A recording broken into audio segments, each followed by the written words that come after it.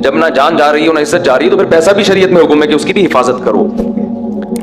دنیا مسافر خانہ ہے، میں بار بار بیان میں کہتا ہوں، میں کیا کہتا ہوں، قرآن کہتا ہے، لیکن اس کا مطلب یہ نہیں ہے کہ اس میں چیزیں پھینکنا شروع کر دو آپ کہ یار ویسے ہی گزر جائے گی تو کوئی بات نہیں، اڑا دو، ختم کر دو، مر جائیں گے تو ویسے ہی ختم ہو جائے گا.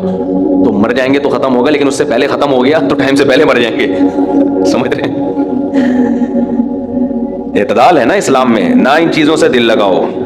سورہ بنی اسرائیل کی کیسی بہترین آیت ہے. آج میں سفر سے آیا ہوں تو میری سیٹنگ بھی تھوڑی سی آؤٹ ہے کیونکہ میں سویا نہیں ہوں پوری رات. تو قرآن کے الفاظ دیکھیں، لا تجعل یدک مغلولۃ الی عنقک، نہ تو اتنے کنجوس بن جاؤ کہ اپنے ہاتھوں کو گردن سے باندھ لو، ولا تبسطها کل البسط، اور نہ اپنے دونوں ہاتھوں کو ایسے پھیلا کے اڑانا شروع کر دو، وابتغ بین ذلک سبیلا، ان دونوں کے درمیان اعتدال والا راستہ اختیار کرو. اچھا، ہر آدمی کہتا ہے میں اعتدال سے چل رہا ہوں کہ نہ میں اتنا ایسے اڑا رہا ہوں اور نہ میں کنجوس ہوں، کیونکہ میں نے اس دن میری گاڑی کا شیشہ ایک بندے نے صاف کیا تھا، میں نے اس کو 10 روپے دیے تھے، میں تو بالکل بھی کنجوس نہیں ہوں. اس دن چمونی آپا آئی تھیں ہمارے محلے میں، میری والدہ کی بڑی اچھی دوست ہیں، تو میں نے ان کو چائے پلائی تھی.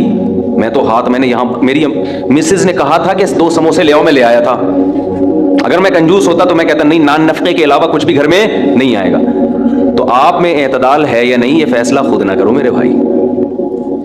کبھی کچھ دن سخی لوگوں کے ساتھ گزارو تو آپ، ہم سب کو پتہ چلے گا کہ ہم سب کیا ہیں، کنجوس ہیں. سمجھ رہے ہو؟ ہم سب کنجوس ہیں. کچھ دن سخی لوگوں میں اٹھو بیٹھو. اسلام چاہتا کیا ہے؟ جو اسلام چاہتا ہے وہ تو میں پوری بات کہوں گا تو شاید جمعہ پڑھنا چھوڑ دیں آپ لوگ. اسلام کہتا ہے مسافر خانہ سمجھو اس کو، اتنا نہ اڑاؤ کہ کل مانگنے کی ضرورت پیش آ جائے، بس اس سے کم خرچ کرو، ٹھیک ہے نا؟ یہ رکھنے کی چیز نہیں ہے. لیکن ہم یہ نہیں، ہم نے تو کتنے سالوں کا جمع کر کے رکھا ہوا ہے، جمع ہوتا جا رہا ہے، ہوتا جا رہا ہے، ہوتا جا رہا ہے، پلاٹ کی شکل میں، گولڈ کی شکل میں، دکانیں، پھر پراپرٹی، ہوتے ہوتے ہوتے. کمال کی بات یہ، اسلام کمانے سے منع نہیں کر رہا، جمع کرنے سے منع کر رہا ہے. اور ہم نے دینداروں کو دیکھا ہے کمانے کی زیادہ کوشش نہیں کر رہے، جمع زیادہ سے زیادہ کر رہے ہیں. عجیب بھائی، ارننگ بڑھاؤ، اپنی ڈبل کر دو، اس میں فائدہ ہے. مسلمان پاورفل ہوگا تو اسلام ترقی کرے گا. تو کہتے ہیں نہیں یار میری آمدن مہینے کی اتنی ہے تو مجھے کیا ضرورت ہے، لیکن اس آمدن کو کیا کر رہے ہیں، جمع کر رہے ہیں. بھائی کمائی ڈبل کر دو تاکہ خرچ بھی کیا ہو جائے، خرچ اچھی جگہوں پہ شروع کر دو. اپنے لیے نہیں کماؤ، قوم کے لیے کمانا شروع کر دو نا. ڈبل کمانا شروع کر دو، 4 گنا کمانا شروع کر دو، لیکن اس کمائی کو پھر خیر کے کاموں میں خرچ کرو. نبی صلی اللہ علیہ وسلم نے فرمایا ایماندار تاجر وہ شخص جو اس لیے تجارت کرے کہ لوگوں کے سامنے ہاتھ نہ پھیلانا پڑے، ایمانداری کے ساتھ تجارت کرے. پیغمبروں کے ساتھ ہوگا قیامت کے دن. حضرت عثمان اگر تھوڑا کماتے تو 400 گھوڑے دیتے جہاد میں، بولو نا. گھوڑا لینڈ کروزر تھا اس زمانے کی، 400 V8 حضرت عثمان نے دیے ہیں. کتنا کمایا ہوگا. ہاں اتنا کمانا کہ آپ اپنے صحت کی کبھی خیال نہ کر سکیں، آپ بیوی بچوں کو بھی ٹائم نہ دے سکیں، وہ پھر کمانے میں بے اعتدالی ہے. کمانے کا ایک حد تک آپ کے ٹائم اور جسم سے تعلق ہے، اس کے بعد کھوپڑی سے تعلق ہے. کھوپڑی نہیں استعمال کر رہا، گدھا بنا ہوا ہے، محنت بہت کر رہا ہے. ہم نے ایسے کمانے والے دیکھے ہیں کہ سارا دن کمانے کی فکر میں ہوتے ہوتے بچوں کی فکر ہی نہیں ہے، بیوی کو ٹائم نہیں دے رہے، ماں باپ کو ٹائم نہیں دے رہے، اپنی صحت کو ٹائم نہیں دے رہے. تو زیادہ کمانے کا یہ مطلب ہرگز نہیں ہے. زیادہ کمانے کا مطلب یہ ہے کہ کمانے میں ٹائم تو آپ نے اتنا ہی دینا ہے جتنا آپ کی صحت اجازت دیتی ہے. نماز کا ٹائم نکلے، تہجد کا ٹائم نکل جائے، تسبیحات تلاوت کا ٹائم نکلے، اس میں آپ کے لیے کچھ اللہ کا ٹائم بھی نکلے، کچھ دین کی تبلیغ کا ٹائم بھی نکلے، کچھ پڑھائی کا ٹائم بھی نکلے. ویڈیو نہیں بنائے بھائی، یہاں لکھا ہوا ہے نا، کچھ پڑھائی کا ٹائم بھی نکلے. یہ تمام چیزوں کا ٹائم نکلنے کے ساتھ ساتھ پھر کمانے کو ٹائم دینا ہے. اس میں پھر جب اتنا ٹائم دے کے پھر پلاننگ کر کے اس کو بڑھانے کی کوشش کرنی ہے، ارننگ کو بڑھانے کی کوشش کرنا ہے. یہ نہیں کہ آپ نے ٹائم زیادہ دینا شروع کر دیا. اس میں ٹائم زیادہ دینے سے تو آپ کی صحت کو نقصان ہوگا نا. ارے 5 نمازیں تو پڑھنی پڑیں گی نا ٹائم پہ. پھر تلاوت روزانہ کرنی ہے کہ نہیں کرنی ہے، صبح شام کی تسبیحات ہے وہ بھی کرنی ہے، تہجد کی بھی کوشش کرنی ہے، باپ کو بھی ٹائم دینا ہے، اماں کو بھی، بچوں کو بھی، پھر باقی پھر اپنی ایکسرسائز وغیرہ صحت کو بھی. پھر باقی ٹائم کس کو دینا ہے، وہ پیسہ کمانے کو دینا ہے. پھر اس پیسہ کمانے کے کو جتنا ٹائم آپ نے دے دیا تو اس میں آپ کہہ سکتے ہیں کہ پھر ہم اس کو بڑھائیں کیسے. ہم تو 8 گھنٹے کمانے کو دے رہے ہیں، اب اس میں کیسے بڑھائیں ہم. تو بھائی کھوپڑی استعمال کر کے کیا کریں، اس کو بڑھائیں. کھوپڑی سے چیزیں بڑھ جاتی ہیں. کھوپڑی تو استعمال مسلمان کر ہی نہیں رہا ہے نا. اب یہ کہ کیسے کھوپڑی استعمال کریں تو آپ خود استعمال کرو کہ یار میں یہ کام کر رہا ہوں تو میں اگر یوں کر لوں تو یہ ایسے بھی ہو سکتا ہے. یہ بیٹھیں گے تو سمجھ میں آئے گا انشاءاللہ آپ کے خود, لیکن بیٹھتے ہی نہیں ہے, سوچتے ہی نہیں ہے. جو جہاں کھڑا ہے وہیں کا وہیں رہے گا وہ. خیر, تو میں کیا عرض کر رہا تھا, وہ تو بات ختم ہو گیا, آپ لیٹ آئے نا, اصل بات کچھ اور شروع ہوئی. اچھا خیر, جلدی سے بات کو میں لے کے آتا ہوں. تو اعتدال جو ہے نا, سخاوت, سخی لوگوں میں آپ اٹھیں گے بیٹھیں گے تو پتہ چلے گا کہ اعتدال کسے کہتے ہیں. عربوں میں بڑی سخاوت ہے, ہم نے علماء میں بڑی سخاوت دیکھی ہے. تو سخاوت کا مطلب یہ ہے کہ آپ اتنا خرچ نہ کریں کہ کل آپ کو مانگنا پڑ جائے. اس کا علماء نے ایک معیار بیان کیا ہے, وہ خوب اچھی طرح سمجھ لیں, وہ بڑا زبردست معیار ہے کہ اپنے اور اپنے بیوی بچوں کے لیے 1 سال کا ذخیرہ کر لیں پیسوں کا, چاہے وہ گولڈ کی شکل میں ہو یا کرنسی کی شکل, بہتر ہے گولڈ کی شکل میں ہو. آج اگر آپ جاب لیس ہوتے ہیں تو 1 سال تک اگر آپ کو جاب نہ بھی ملے تو آپ نے جو پیسہ اسٹور کیا ہوا ہے اس سے اسی معیار کی زندگی اپنے گھر والوں کو دے سکتے ہیں جو اب تک دیتے آئے ہیں. اور یہ 1 سال آپ کے پاس جاب تلاش کرنے کا یا کاروبار دوبارہ سے اٹھانے کا آپ کے پاس موقع ہے. 1 سال سے زیادہ کی پھر کوئی انتہا نہیں ہے. لوگ کیا کرتے ہیں, جمع کر رہے ہیں کہ کل اگر جاب چلی گئی, کل اگر کاروبار ٹھپ ہو گیا تو بھائی کل کیا, پھر تو خبر تک کا رکھو سنبھال کے, وہ تو پھر ٹینشن سے ہی دنیا سے جاؤ گے. تو کچھ اللہ پہ توکل کرو نا اس معاملے میں. اللہ ہمارے بس میں یہ تھا, 1 سال ایک خاص مقدار ہوتی ہے, اس میں چاروں موسم آ جاتے ہیں. بھائی کاروبار آپ کا نہیں چلا, سردی میں نہیں چلا تو ہو سکتا ہے گرمی میں چل جائے, خزاں میں چل جائے, باہر میں چل جائے, تو کبھی نہ کبھی تو چلے گا. نہیں چلا تو پھر اللہ نہیں چلانا چاہتا, وہ اسی میں اللہ کرے بیٹھ کے. جو آدمی اللہ پہ اعتماد توکل نہیں کرتا وہ تو کبھی زندگی میں سکون میں آ ہی نہیں سکتا ہے. تو 1 سال کا اسٹور کر لیں آپ. اور بہت اللہ نے پیسہ دیا ہے تو بچوں کے لیے ایک پراپرٹی لے کے ڈال دی, پلاٹ 2-4 لے کے ڈال دی. مرنے کے بعد بچے بالکل روڈ پہ نہ آ جائیں, بس باقی کیا کرو, کھاؤ کھلاؤ. کیا کریں, ایک لطیفہ سنا دوں. ہمارے ایک دوست نے بھیجا تھا, بڑا زبردست قسم کا. ہمارے ایک دوست نے لاہور میں, انہوں نے کسی کا لطیفہ بھیجا, لیکن لطیفہ بڑا سبق آموز ہے. وہ ایک آدمی گیا گوشت کی دکان پہ, شاید آپ لوگوں نے بھی سنا ہو, اور کہنے لگا کہ 1 کلو گوشت دے دو. اتنے میں ایک بندہ آیا, یہ آدمی لینڈ کروزر میں گیا نا, بڑی VIP گاڑی میں, مالدار آدمی ہے. گوشت کتنا لے رہا ہے, 1 کلو. دوسرا آدمی آیا, اس نے کہا بھائی 10 کلو گوشت دے دیں, چانپیں بھی اور دل بھی, کلیجی بھی, پٹ کا گوشت الگ, بکرے کی الگ نکال, فلانے الگ نکال. بڑے بھائی وہ کسائی اس کو چھوڑ کر اس کے پیچھے لگ گیا نا, اس کو پہلے گوشت بنا کے دیا. یہ جو 1 کلو والا تھا نا, 1 کلو والا, اس کو غصہ آیا کہ یار اس کو تو 10 کلو دے رہا ہے کم بخت, 10 کلو والے کو پہلے دے رہا ہے. اس نے کہا بھائی اس کا آرڈر پڑا ہے, وہ پرانا کسٹمر ہے ہمارا. اس نے کہا یار اس کے پاس اتنا پیسہ کہاں سے آیا کہ اتنا ویسے گوشت لے کے جا رہا ہے. اس نے کہا بات یہ ہے کہ اس کی 4 بیویاں ہیں. اس کی کتنی بیویاں ہیں, 4 بیوی, چاروں بیوہ ہیں.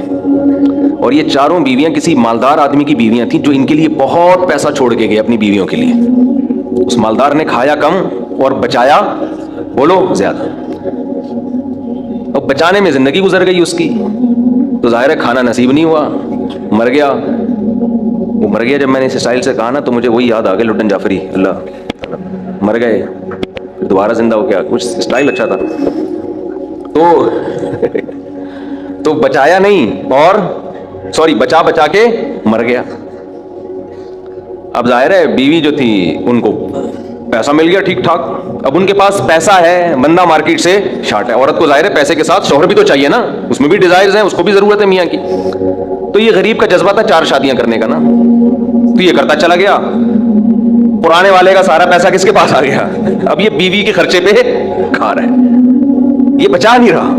ظاہر ہے عورت کا پیسہ ہے, تو یہ دوسرے کے پیسے پر ان کی بیویوں سے شادی بھی کی ہوئی ہے اور اس دوسرے کے پیسے پر کھا بھی رہا ہے. اس لیے یہ 10 کلو گوشت لے کے جاتا ہے, سمجھ رہے ہو. اس نے فوراً کہا میرے لیے بھی 10 کلو بنا دے, میں نہیں چاہتا میرے مرنے کے بعد میرا ہوا بچا پیسہ کوئی اور بے غیرت استعمال کرے, معذرت کے ساتھ.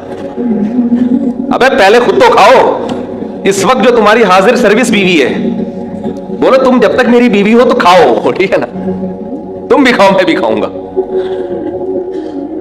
مر گئے تو بھائی وہ اس کے لیے نکاح کا دروازہ, اور جب ہمارے بیانات چل رہے ہیں تو یہ تو اور دروازہ کھل گیا ہے. پہلے تو بیوہ کو رشتہ ہی نہیں ملتا تھا نا, اب تو بہت سی بیوہ ایسی مارکیٹ میں آ گئی ہیں, پیسہ بہت ہے, بندہ نہیں ہے, ہم اپنے خرچے پہ شادی کرنے کے لیے تیار ہے, کوئی شریف آدمی مل جائے ہمیں. اب تو ایسی بیوہ بہت آ گئی ہے مارکیٹ میں کہ جی پیسہ ہمارے میاں بہت چھوڑ کے گیا, بندہ نہیں ہے, تو میں نہیں کہہ رہا آپ بیوی کے لیے پیسہ نہ بچائیں، لیکن یہ دماغ میں رکھیں کوئی بغیرت آپ کے پیسے پہ آپ کی بیوی کے ساتھ زندگی گزارے گا، خرچہ آپ کا ہوگا، آپ اس کو پیسہ دے کے جا رہے ہیں۔